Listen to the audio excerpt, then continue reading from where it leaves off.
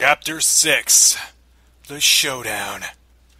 Slowbeef, stay on the teleporter thing that Proton John left for him in the dark pit where they're currently at.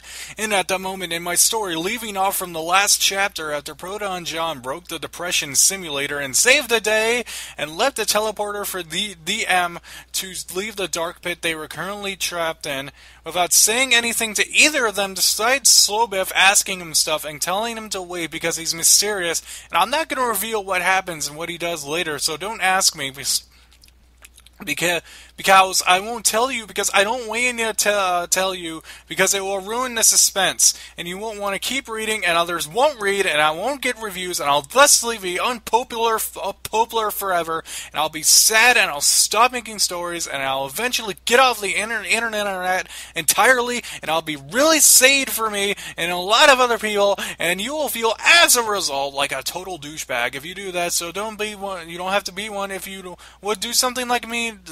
Like that, you jerk bitch, jerk-ass bitch face, so please don't do any of that stuff I just mentioned, and won't again, because I don't want to bore you with a really long description of stupid shit, so I'll just shut up now. So you want to deal with any of that kind of stuff? Okay, thanks.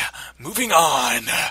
So Slowbeef stopped in the teleporter and teleported to a place. He went out and was outside the Dark Tower there in San Francisco, like I said in a case a while ago, in case you forgot. He walked down the road when he was thinking of his next course of action, but after walking for a couple days, he had to turn around, and then when he remembered, he forgot Diabeetus, so I guess he didn't remember. Wow, that's confusing, but anyway, he went back in it. But the teleporter was broken, so we used the Dagger of Time from Prince of Persia at the time, not worry with him, because that game sucked, though, and went back 2 months in the past and bought a nice-looking tie at a shop, and then went forward until 2 days ago, where a story was happening before he time-traveled and stopped himself from leaving behind Diabeetus. He went forward, back in the dark pit with the teleporter after meeting Proton John once more and kicked to Diabeetus. Diabeetus moaned and didn't wake up, so Slowbeef shot him in the face with the Tarot finale again. He couldn't revive him, so he just went back to before he shot him with the time dagger before he shot him. The dagger ran out of sand, and then Slawbarf threw it away off a ledge near a pit that had no bottom, was black anywhere, like in, well, lots of video games. Thanks for reviving me, Slowbeef, and that's a nice tie. It looks really good on you here. Thanks. You like it? I just got it a couple months ago with my time dagger just now. It has diamond studs, and it's gold encrusted, and is badass, isn't it?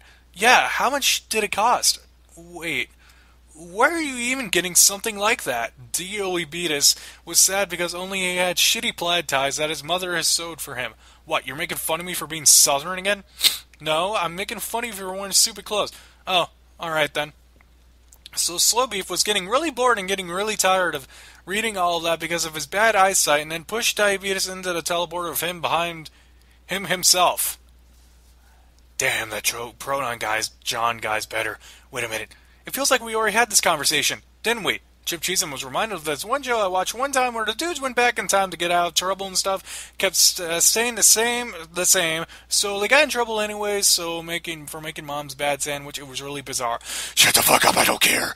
Go kill Slowbeef, god damn it. The mysterious man barked to him, this time like a pomegranate instead of a baby pit bull, because those are too cute to describe him. I'm sorry, I did that in the last chapter, guys.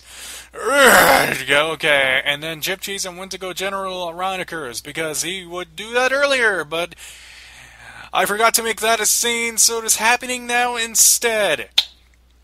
As he was walking to the docking bay of the base, he began to feel memories of the last time he encountered Team Red to Prey. Slowbeef was waiting outside of his house for a guy to show up. Sure, it was Chip Cheesem's flashback, but he could see Slowbeef from where he was standing, so it still made sense. Damn it, where's that intern dude so I could get back to my real job with Diabeetus? Slowbeef muttered loud enough for Chip Cheesem to hear. Chip Cheesem had been a spy sent by a strange man to go and infiltrate Slowbeef's house and kill him when his garage was down. He had bought a trench coat and put a gun, a hat, a screwdriver for hot wiring cars, a car in there, so he was on a mission to go. Are you Slowbeef? Who the hell wants to know, bitchhole? Fine, I'll leave then. Slowbeef realized his co-workers were the only ones beside Diabeetus that dulled him Slowbeef, so it had to be him there. Oh, sorry, you're the intern, right? Yeah, but it's for a different job at dire for a job of to praying a video of you, and I promise not to attack you, so please listen. Okay, sure, whatever. So Slawbeef invited Chip Cheesem back into his house to make a retupre with Diabeetus gone because he didn't want him to get jealous like what happened with Deceased Crab again. Inside the house, Cherry Doom was sitting someplace where they last left off making that one snake eater retupre before Psychedelic Eyeball flew away! Hey, Slawbeef, die, bitch! And then Slawbeef pushed her up the chair and she fell and hit the floor, dying instantly. Thanks so much, Slawbeef! Chip Cheesem had never been shown kindness before. Growing up, he had been raised in an orphanage. Only the orphanage was evil, like that one episode of Higurashi, so they were really mean. He was raised to be the ultimate Let's Player from birth after his mom died in a helicopter crash in Maine. His dad got bored of him and left forever to make his own Let's Plays, returning only out of jealousy of his former sons who he stole lots of money from. He spent his whole life instigating his craft, even in the years before YouTube existed, all for that day when he would finally leave this place alive. He had friends there, but they died in a flashback, and I don't want to show you that because there aren't any flashbacks, so that would be odd. He was artificially aged from 7 to 23, and soon after was made to make the LP of No More Heroes at gunpoint by his caretaker that just hit him when he was bored and pointed and laughed at him when he was hungry, so I guess he wasn't a caretaker and just an asshole or something. After his two first failures, he knew he couldn't mess up again or he'd be killed like his friends were. After his success, he was sent to the base instead of being given freedom because he wanted because he just couldn't have nice things, I guess. So anyways, they were there making that retupre of that one dude playing Bubsy and being a douche. The video went over well despite them having to yell at Psychedelic Eyeblad, screaming at them in Latin through the window again. After making the video, Slawbeef said something like, "You're welcome to make RPs with me again anytime." So Chip Cheesem had to immediately run out of the house, trying not to cry these crying words. After walking halfway back to the base, he had forgotten to kill Slawbeef. He didn't want to return back to the base, so he turned around, but got teleported back. They make him walk anyway, because they're evil like the orphanage dudes, and was ripped a lot, kind of like Fate. That Noah chick, not that douchebag from Lame Ocean 3. Chip Cheesem was still walking to the docking base, so yeah. So Slawbeef and Diabeetus teleported outside. They were holding hands, so it was really awkward, and they let go to each other, but on the inside didn't really mind. Seriously, why is it so weird some guys made fun of me for doing it to my friend the other day? It's so stupid. They went down the long road, and they had been traveling on for a while, and started walking again with no real destination in sight, since they really didn't have any direction anymore, with Proton John not saying anything. They walked down the road for a few weeks and found a small golden safe with a lapenum dial with silver numbers on it. They were really excited because it looked shiny, and went up to play with it for a while, and then just, "Hold right there, stop! You cannot touch that thing in the watch even if it's broken still!" Jenny Roll Ironicus showed up. Chip Cheesem didn't want to get his dirty hands on, so he's a smooth man, and his hands were indeed very nice. Ironicus had made himself into a Diaborg for power and stronger fast with electric control for fighting Slawbeef and Diabeetus. Who are you? Slawbeef asked. He had done a video of Ironicus before, but that was before his cyborgation, so he couldn't really recognize him, though he never really knew what he looked like, but it doesn't really matter one way or another, okay? Actually, my orders are just to kill you, I forgot to, so yeah, I'm doing that now. And Ironicus opened up his arm cannon, and a penguin popped out, then an electric coil popped out, and then started shooting a laser pointed at Slawbeef's face. Slawbeef stood there for some reason, probably because that's what the laser looked really. I'm not sure that's always what happens in movie scenes like this. Just saying. Pokey Captain jumped down from the top of the sky and punched the laser with his fist. Pokey Captain, what the hell are you doing here? I thought you were evil.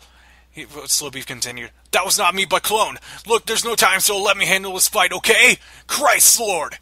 Ironicus fired a beam of lava at Pokey Captain, who did a silly working cartwheel and dodged it, but lost the top parts of his hair because he had just gotten the Matrix recently. But how?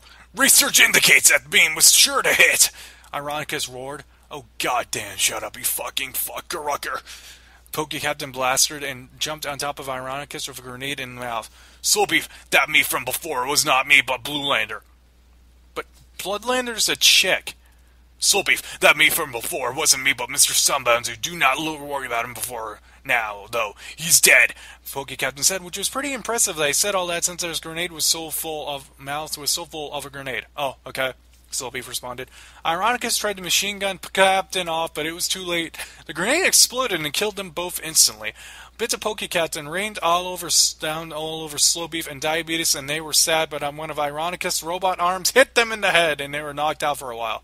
Chip Cheesem teleported help with Electrical Beast, who had returned from his mission from earlier by teleporting. He looked at the scene in front of him and was first like, what the fuck? But then he was saying, you assholes killed Ironicus? And then he picked them in the safe up and teleported it back to his base where the mysterious man was waiting, but forgot that he didn't take Electrical Beast with him, so he had to walk back. As Slawbarf and Diabeetus did nothing, they could only dream of how they would soon go and meet their destiny.